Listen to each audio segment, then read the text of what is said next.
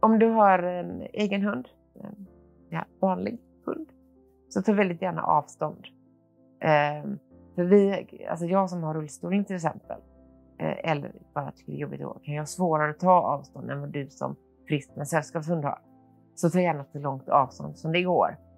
Och ännu värre om du har en hund som är jobbig, ropa till mig då. Så kanske vi kan hitta en lösning genom att prata med varandra. Och vet du inte, ropa, du, nu kommer jag med en hund här, vad ska jag göra? Så talar hundföraren om vad det går. Vissa hundförare tycker att men du kan gå förbi med din hund som studsar och drar så länge den inte kan komma fram eller nå fram genom kopplet. Och vissa av oss behöver att du kanske, om det finns möjlighet, gå över till andra sidan gatan. Så ropa på oss om du inte förstår. Och beroende på hur jobbig hund du har.